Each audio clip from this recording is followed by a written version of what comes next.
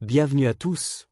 Aujourd'hui, nous allons parler d'un sujet très important pour votre vie spirituelle et personnelle. Comment chasser définitivement les maris ou femmes de nuit de votre vie et retrouver la paix, la sécurité et la bénédiction que Dieu veut pour chacun de nous.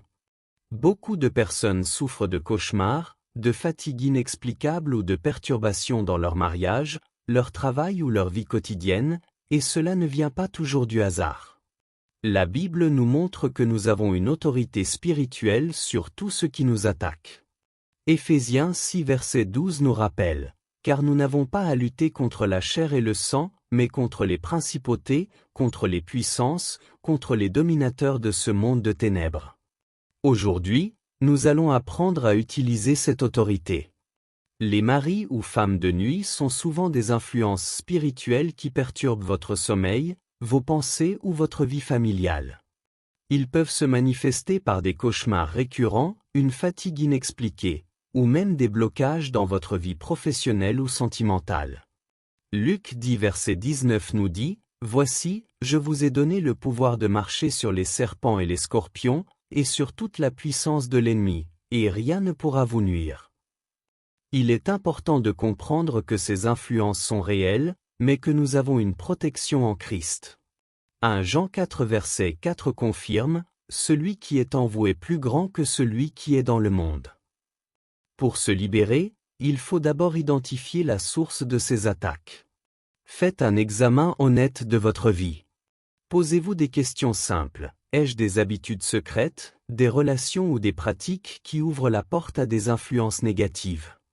Avez-vous des pensées ou des actions qui vous éloignent de Dieu? Jacques 4 verset 7 nous exhorte, « Soumettez-vous donc à Dieu, résistez au diable, et il fuira loin de vous. » Et Proverbe 4 verset 23 nous rappelle, « Garde ton cœur plus que toute autre chose, car de lui viennent les sources de la vie. » En identifiant ces zones vulnérables, vous pourrez commencer à agir. Le pas suivant est le repentir et la confession. La Bible nous dit en 1 Jean 1 verset 9, « Si nous confessons nos péchés, il est fidèle et juste pour nous les pardonner et nous purifier de toute iniquité. » Confesser signifie reconnaître sincèrement devant Dieu ce qui vous a éloigné de lui, demander pardon et décider de changer. C'est également le moment de rompre tout lien spirituel avec les esprits impurs. 2 Corinthiens 10 versets 4 à 5 explique que nous avons des armes spirituelles puissantes pour renverser les raisonnements et toute hauteur qui s'élève contre la connaissance de Dieu. Vous pouvez déclarer, « Seigneur, je renonce à toute influence occulte et je brise tout lien qui me lie à ces esprits. Je proclame ma liberté en Christ. » Romains 16 verset 20 nous assure que « Le Dieu de paix écrasera bientôt Satan sous vos pieds. » Il est aussi nécessaire de purifier votre espace et votre vie. Cela peut se faire en priant dans toutes les pièces de la maison, en déclarant que votre maison est protégée par Dieu, et en instaurant des habitudes de vie saines. Évitez les contenus, relations ou pratiques qui ouvrent la porte aux influences négatives. 1 Corinthiens 6 versets 18 à 20 nous rappelle de fuir l'impudicité et de glorifier Dieu dans notre corps. Josué 24 verset 15 nous exhorte à choisir de servir Dieu dans notre maison, mais moi et ma maison, nous servirons l'Éternel. Et Psaume 119 verset 105, « Ta parole est une lampe à mes pieds, et une lumière sur mon sentier. » Ces actions vous aident à créer un environnement spirituel fort. Pour protéger vos nuits, il est important de prier avant de dormir.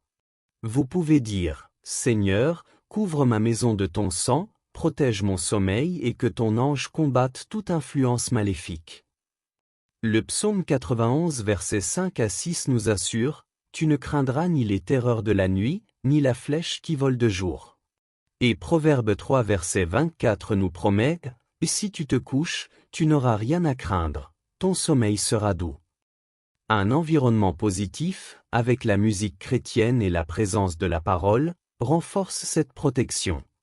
Il est aussi très encourageant de voir comment Dieu délivre réellement les gens.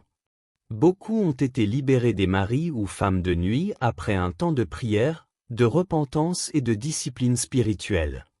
Galates 6 verset 9 nous rappelle, « Ne nous lassons pas de faire le bien, car nous moissonnerons au temps convenable. Et Philippiens 4 verset 13, je puis tout par celui qui me fortifie.